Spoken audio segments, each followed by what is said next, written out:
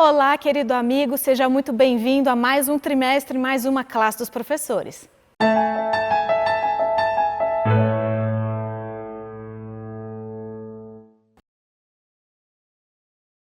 No trimestre passado, nós tivemos uma promoção das nossas queridas canecas, lindas, estilosas, e nós tivemos 6 ganhadores. Eu vou citar os ganhadores aqui agora, que foram a Gisele Mota, a Edilene Souza, o Wagner Nascimento, a Mirulinda Leite, a Nancy Mota e o Leandro Lima. Então, podem ficar tranquilos, a nossa produção vai entrar em contato com vocês pelo mesmo e-mail que vocês entraram em contato conosco. E a gente sempre gosta de agradecer muito o contato de vocês. Se você ainda não é inscrito no nosso canal Adventistas Lago Sul, clica aí, se inscreve, ativa o sininho das notificações, porque aí toda vez que tiver um conteúdo novo no canal, você vai receber uma mensagem. Curte o nosso vídeo, compartilha com as pessoas que você conhece e deixa um comentário aqui embaixo pra gente. A gente fica muito feliz quando vocês mandam uma mensagenzinha pra gente. E hoje eu queria agradecer 3 pessoas em especial que mandaram um comentário para a gente esses dias em um dos nossos vídeos aqui da classe dos professores, que foram o Jailson Salles, que está nos acompanhando lá de Ipatinga, em Minas Gerais, a Maria Rita do Carmo de Jesus, que acompanha a gente lá de Alagoinhas, Bahia, na igreja 15 de novembro, e o Horácio Serafim, que acompanha a gente lá de Moçambique. Muito obrigada pela mensagem de vocês, então deixa o seu recadinho aqui para a gente também. Então, vamos começar o estudo de mais um trimestre, uma nova lição que tem como título Provados pelo Fogo. Mas antes da gente começar, é claro que eu vou apresentar para vocês os nossos professores. Ali à nossa extrema direita nós temos o nosso querido pastor Hugo. Seja bem-vindo, pastor. Obrigado. O pastor Hugo é pastor do distrito de Poces, ali em Goiás. Do lado dele nós temos a Gisele. Bem-vinda, Gisele. Obrigada. A Gisele é a esposa do pastor Hugo, ela é membro da Igreja Central de Poce. E o Gilson, seja bem-vindo de volta, Gilson. Obrigado, é um prazer sempre estar aqui. O Gilson é membro aqui da Igreja Adventista do Lago Sul. Eu sou a Jéssica, também sou membro aqui da Igreja Adventista do Lago Sul. Para a gente começar, então, eu vou pedir para o pastor Hugo fazer uma oração para a gente. Oremos, então. Santo Deus, poderoso Pai, uma vez mais nos colocamos na Tua presença. Ao abrirmos a Tua palavra, queremos claramente ouvir a Tua voz, as Tuas orientações sobre cada um de nós. De maneira especial aos nossos irmãos que nos ouvem, que nos assistem neste momento, que as Tuas bênçãos recaiam sobre o lar e sobre a vida de cada um deles. Que nesse estudo tenhamos a plena convicção de que o Senhor é o grande pastor, é o nosso guia, o nosso protetor. E baseado na Tua palavra, nas Escrituras, nós agradecemos por todo o carinho, amor e misericórdia que o Senhor tem para conosco. Esteja conosco uma vez mais nesse estudo, é o que nós te pedimos no doce nome de Cristo Jesus. Amém. Amém. Então, vamos começar o estudo da nossa lição de número 1, que tem como título O Crisol do Pastor. A lição desse trimestre, como já dá a entender pelo título, Provados pelo Fogo, fala justamente sobre como Deus usa as dificuldades para moldar o nosso caráter. E aí a lição traz justamente uma reflexão sobre isso. Você, como pessoa, indivíduo, você cresce mais espiritualmente nos momentos tranquilos ou nos momentos de dificuldade? E aí a lição começa falando justamente sobre a figura do pastor. Pastor. É muito comum a figura do pastor de ovelha ser usada na Bíblia, né? Tanto para descrever Jesus, quanto hoje a gente usa inclusive o próprio título de pastor. Por que é usada a figura do pastor? Jéssica, amigos, no Oriente Médio, mais precisamente em Israel, a figura do pastor ela sempre foi muito forte, né? Você vê que no primeiro livro da Bíblia, você já tem Jacó pastoreando, você tem o faraó reconhecendo a habilidade do povo em guiar as ovelhas, em ser um povo pastoril. Então, a figura do pastor ela é utilizada basicamente por 3 elementos. As principais responsabilidades ou funções do pastor para com o seu rebanho guiar, alimentar e proteger, né? Então, por que a Bíblia usa então essa figura? Poderia usar tantas outras, mas escolhe esta figura para que represente o cuidado de Deus para com o seu povo, porque o Deus ao qual nós servimos está preocupado em nos guiar pelo caminho correto, nos alimentar não só materialmente, mas muito mais espiritualmente, e nos proteger, cuidar de nós, dos perigos, do infortúnio que o mundo oferece. E não há nada mais fortificante para nós sabermos que temos um pastor que não erra, que não falha, que não dorme e que está atento a todas as searas de nossa vida. Então, essa figura tem que ver com esses principais elementos, a responsabilidade do pastor para com o rebanho. Olha que lindo, né? Como Deus traz essas imagens bonitas, né? Simbologia, né? E ele sempre é muito didático, né? Sim. Deus sempre fala sobre algo que é comum, que é familiar a nós. Que a gente, se ele fosse trazer elementos de outras galáxias e universos e coisas que a gente não entendesse, a gente nunca ia se identificar. Então ele vem e traz justamente figuras com as quais nós podemos nos identificar e com as quais ajuda a gente a entender melhor o que ele quer trazer, né? Sim. E aí, falando em pastor, a gente sempre lembra do Salmo 23, né? Que é o mais famoso. O Senhor é o meu pastor e nada me faltará, ou ele não me faltará. E aí ele traz aqui no verso 3 do Salmo 23, falando assim: guia-me nas veredas da justiça por amor do seu nome.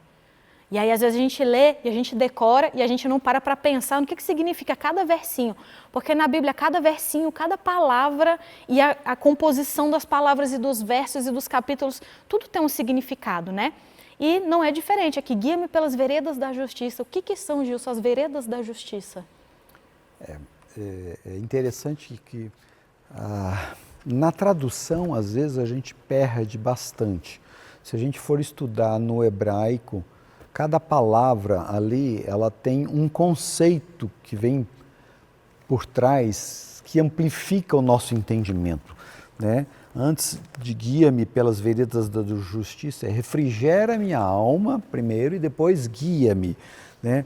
E esse refrigera minha alma, a palavra refrigera, né?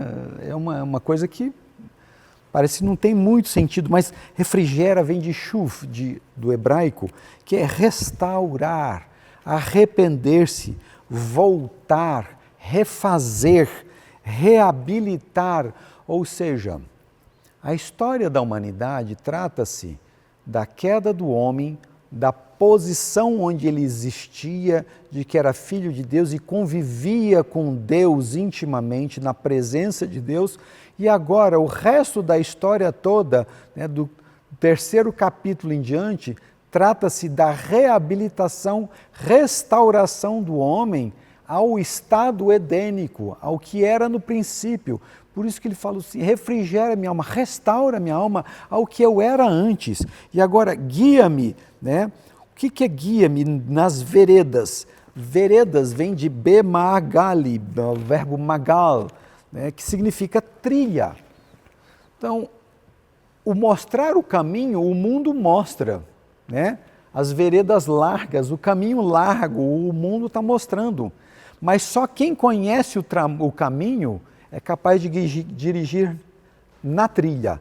A trilha é para aquele que conhece, né? Por isso que geralmente a gente vai fazer uma trilha, a gente vai junto com algum guia, né, para poder mostrar esse caminho. Essa é que é a trilha que ele se refere. E ainda mais, a raiz da palavra trilha também é a mesma de trincheira. Então, Deus, quando a trilha está difícil, quando as coisas estão difíceis, Ele te esconde na trincheira. Esse é o significado. Então, não é uma coisa passiva, é uma coisa ativa, que Ele vai junto no caminho, Ele te mostra todos os perigos, Ele está permanentemente contigo e se a coisa estiver muito feia, Ele vai te esconder numa trincheira para que você não seja atingido. E a justiça vem da palavra sedek, que na verdade são linhas retas, né? Então Ele vai te caminhar pelos caminhos retos, pela justiça, né? Pelo que é correto, daquilo que você sabe o fim, daquilo que é conhecido. Então não são coisas nebulosas. Então Ele vem para a luz, né? Então a gente pode ver, e no final é leiman, que é em razão ou em atenção ao seu nome. Então pelo nome a gente sabe muito bem que o nome significava, né, antigamente, o caráter da pessoa. Então, esta é a razão, por amor do seu nome, em atenção do seu nome, em atenção dele mesmo, né, que a gente encontra isso várias vezes no Antigo Testamento. Não mate o povo de Israel em amor ao seu próprio nome, ou seja, é o respeito que Deus tem pelo seu caráter, né? Quer dizer, ele é o caráter perfeito, então ele dirige as pessoas pela trilha, pelos caminhos retos, ele guia, ele te esconde dos males. Então é muito mais do que só falar assim, né? aquela imagem bucólica que a gente tem, né? De um pastorzinho guiando as ovelhinhas no caminho. Não. Ele está com você todos os momentos, ele te protege, ele te guia pela verdade, ele está em todos os momentos, e se possível for, ele te esconde nas suas mãos, para que você não possa cair. Olha que coisa linda, né? Como a Bíblia é rica e é incrível como ela é didática, né? E uma coisa que a gente percebe na Bíblia é justamente como Deus é claro com relação aos contraditórios. Então a gente vê, né, o significado das veredas da justiça, falando justamente sobre como nós somos levados para a luz. E aí, mais para frente, no Salmo, a gente vê ele falando, ainda que eu ande pelo vale da sombra da morte. Então, em contraposição a essa coisa da luz, né, do caminho, das veredas da justiça que conduzem à luz, a gente tem o oposto, que é justamente o caminho que leva ao vale da sombra da morte, a sombra, a escuridão. E aí a gente pensa, poxa, mas tem momentos na nossa vida que a gente vê que a gente está andando, né, pelas veredas da justiça, tá tudo bom, tá tudo maravilhoso. E tem horas que a gente sente que a gente desviou do caminho e a gente está andando pelo vale da sombra da morte. Gisele, como que a gente chega no vale da sombra da morte? Como que Deus pode ajudar a gente a sair? Então, Jéssica, seria bom se nós conseguíssemos todo o tempo estar andando somente pelas veredas da justiça, né? Mas, infelizmente, algumas decisões que tomamos na vida nos tiram dessa trilha, como o Dr. Gilson traduziu aqui para a gente, nos tiram dessa trilha e faz com que caiamos no Vale da Sombra da Morte, justamente onde nós não queríamos jamais estar. Mas existem escolhas que tomamos na nossa vida, decisões que fazem com que a gente acabe colhendo esse final de cair no Vale da Sombra da Morte. Mas também, o Vale da Sombra da Morte, nós temos que entender que ele pode ser uma escola onde nós vamos aprender lá. E temos que entender também que é transitório, é uma passagem pelo Vale da Sombra da Morte, nós não precisamos permanecer lá. E mesmo estando lá, nós temos que entender que o nosso pastor está conosco, que ele nunca nos abandona. Amém. Pois é, e como a gente vê, né, ele acaba usando essa nossa passagem pelo Vale da Sombra da Morte justamente para nos refinar, nos ajudar e nos fortalecer, né? E aí a lição traz outra coisa muito interessante. Às vezes a gente vai parar no Vale da Sombra da Morte justamente por causa de inimigos. É claro que o ideal é que um cristão nunca tenha inimigos, mas infelizmente a gente sabe que pelo próprio fato de existir o certo, o errado, o bem e o mal, muitas vezes mesmo sem você fazer nada errado, às vezes justamente pelo fato de você estar fazendo algo da forma correta, você acaba ganhando inimigos que você não queria ganhar. E a Bíblia é muito sábia, né? O inspirador da Bíblia é muito sábio, ele já sabia que isso iria acontecer. E na Bíblia a gente consegue encontrar formas de como lidar com tudo que acontece com a gente. E com relação a como lidar com os inimigos não é diferente, né, pastor? Não. A melhor resposta ou a melhor alternativa para quando nós temos, por algum motivo, e não importa qual motivo, tenhamos ou pessoas tenham uma certa aversão à nossa pessoa, né? A palavra inimigo é muito forte, né? Mas vamos usar uma aversão, ou mesmo alguém que acabou se tornando um inimigo. A Bíblia se encarrega em responder isso para cada cristão, para cada pessoa que não sabe lidar ou quer uma orientação para lidar com esta situação. Eu vou ler aqui, Jéssica, Mateus capítulo 5, versículo 44, diz assim, ó: Eu, porém, vos digo, amai os vossos inimigos e orai pelos que vos perseguem. Essa receita aqui, que foi dada pelo próprio Cristo, ela é a receita é o remédio para esta doença. Qual é a doença? A inimizade. Por que é a receita? Porque nós oramos porque nós amamos, porque nós queremos bem. Nós queremos que Deus abençoe a nossa família, por isso nós oramos por ela. Nós queremos que um amigo que, por exemplo, está estudando para uma prova, ou mesmo vai passar por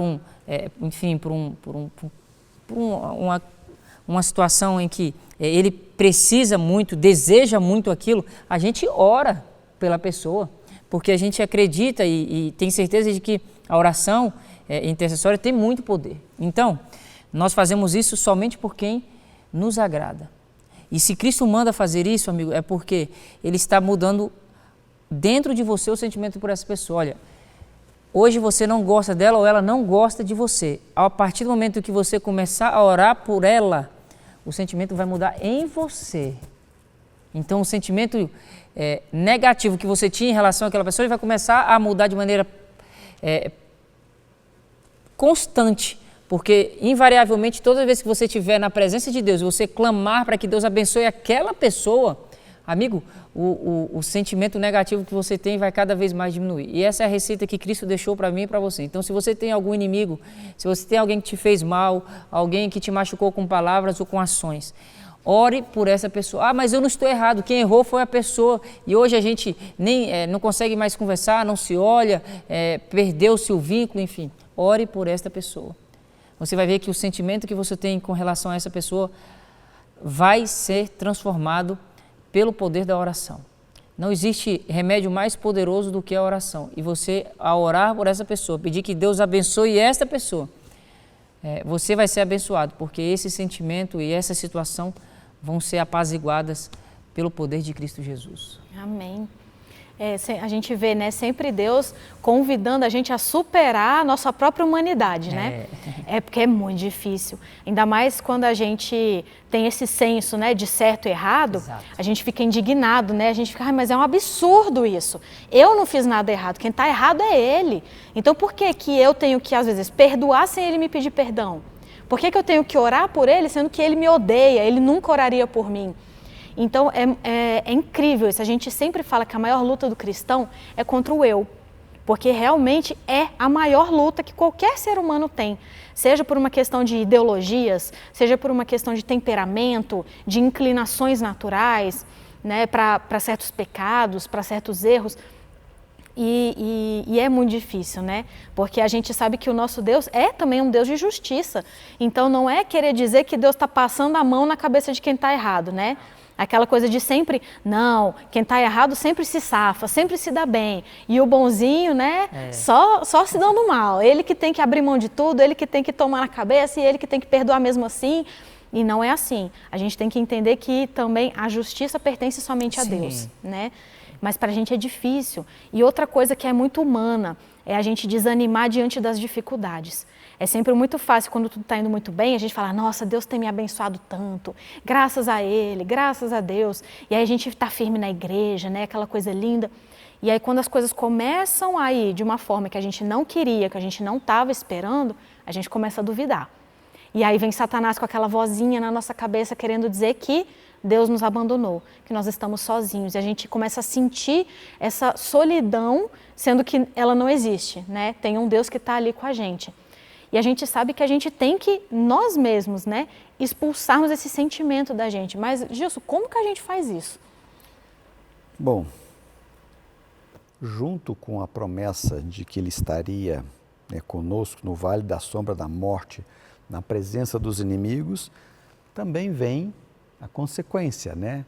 Ele não nos deixa sozinhos, porque está escrito, bondade e misericórdia certamente me seguirão todos os dias da minha vida. O que é bondade? Bondade aqui vem do hebraico amaná.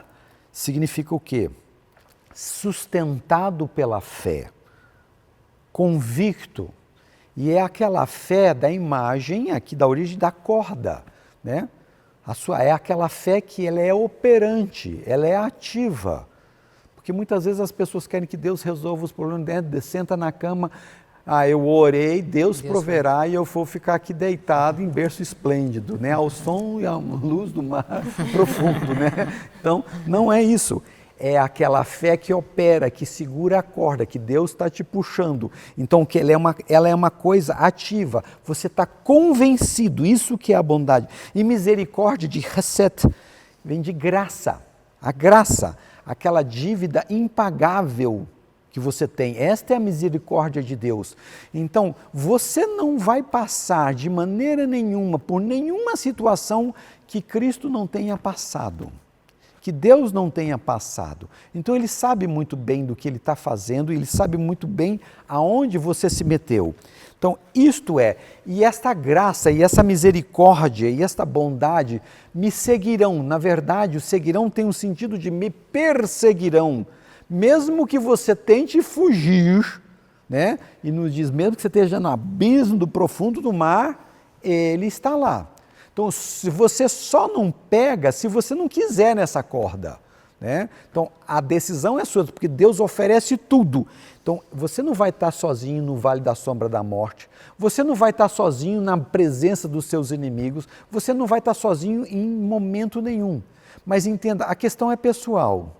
Você não está aqui para consertar o mundo, você não está aqui para trazer justiça ao mundo, ser justiceiro. Você está aqui para voltar ao estado edênico. O principal compromisso seu é com você mesmo. E quem você pode mudar? Você mesmo. Né? Você não vai conseguir mudar o mundo. Você não consegue mudar nem você. Então não tente trazer justiça para o mundo. Né? Seja justo. Esse é o primeiro caminho. Né? E então, em consequência disto, de você pegar na corda, de você ter essa fé viva, sustentado pela fé, convicto do que Deus fez por você, então Ele vai te levar a um lugar seguro, de bondade, de misericórdia, Ele te dá a graça, né? E Ele vai te perseguir, a palavra é, Ele vai te perseguir todos os dias da sua vida. Esse é o sentido do texto. Glória a Deus por isso. E quando a gente pensa nisso, né, uma coisa muito interessante que você citou é justamente o fato de que cristão vai passar por aflição, né? Eu tive, assim, há muitos anos atrás, uns amigos que se batizaram, né, na igreja. Infelizmente, depois eles saíram. E quando eu encontrei com eles, eu fui conversar e eu perguntei, né, o que aconteceu e tal. E um deles falou assim, não, é porque eu achava que quando eu me batizasse, eu ia chegar no pico da minha vida espiritual. E que dali para frente, Deus ia estar comigo, Ele ia me proteger, Ele ia me ajudar. E aí, parece que depois que eu batizei, aí que o negócio desandou. Aí que começou a dar problema na minha vida, comecei a ter um monte de provação, um monte de coisa. Então, eu vi que aquilo ali era basicamente uma mentira, né? Então, você vê assim, uma séria falta de preparo, né, que foi feita antes da pessoa se batizar, e a pessoa se batizou com uma ideia muito distorcida de como é a vida do cristão, né, Gisele? Sim. A gente vê isso, é muito comum, infelizmente, muita gente acha isso, acha que, então Deus está comigo. E às vezes quando a pessoa passa por provações, aí ela pensa o quê? Deus me abandonou, Deus não está comigo. Tá certo esse pensamento? Jéssica, na verdade, o próprio Jesus, quando esteve aqui, ele nos alertou disso, né? Lá em João, no capítulo 16, o verso 33, ele fala, no mundo tereis aflições. Mas ele também deixa pra gente, né? Tem de bom ânimo, porque eu venci o mundo. Jesus, quando ele veio aqui, ele foi um exemplo para nós. Jesus passou por aflição, mas ele deixou claro que ele nunca nos abandonaria. E, de fato, nós temos a tendência de pensar, quando a coisa começa a dar errado, de que Deus me abandonou. É a primeira coisa que a gente pensa, porque a gente tem na mente que quando a gente segue Jesus, daqui para frente tudo vai dar certo. E não são poucas vezes que a gente escuta as pessoas falarem, nossa, está tudo dando errado na minha vida. Será que Deus não está me vendo? Mas o fato é que Ele sempre está com a gente. Ele é o nosso pastor. E como o Dr. Gilson falou, Ele nos persegue. Ele nunca abandona uma ovelha. Agora, nós temos que entender que, enquanto vivermos nesse mundo, nós vamos passar por aflições, por tribulações.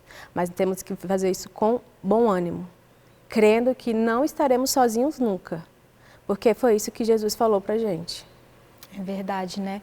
Então, chegamos ao final da nossa lição, que fique de lição para a nossa vida. Porque não adianta só a gente ler e não aplicar. E eu sei que é difícil, eu sei porque eu sou humana. Cada professor que está aqui é humano, você é humano também. Então as dificuldades vão vir. Então essa semana vamos fazer um propósito. Vamos colocar na nossa cabeça, quando uma aprovação vier, a gente exercita o hábito de pensar o seguinte: Deus não me abandonou, Deus está comigo, tem um motivo para isso estar acontecendo e Ele vai me ajudar a sair dessa. E não se esqueça, a classe dos professores é um complemento do seu estudo diário da lição.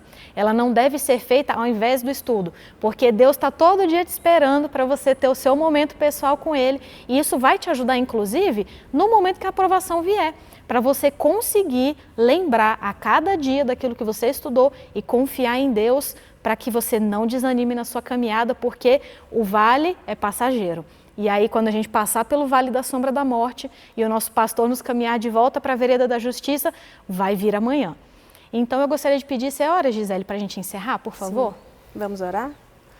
Querido Deus, obrigado, Senhor, porque nós aprendemos aqui que o Senhor é o nosso pastor e que o Senhor vai nos cuidar sempre. Amém. Obrigada por saber que o Senhor nos persegue e nunca nos abandona e que mesmo em meio do vale da sombra da morte, o Senhor está ao nosso lado. Que possamos diariamente entender que com o Senhor venceremos, mesmo tendo aflição nesse mundo, e que possamos ter bom ânimo para passar por cada tribulação, assim como o Senhor passou. Fica conosco uma vez mais, em nome de Jesus te pedimos. Amém. Amém. Bom, nós esperamos você na semana que vem com a equipe do Rafael para mais uma classe dos professores.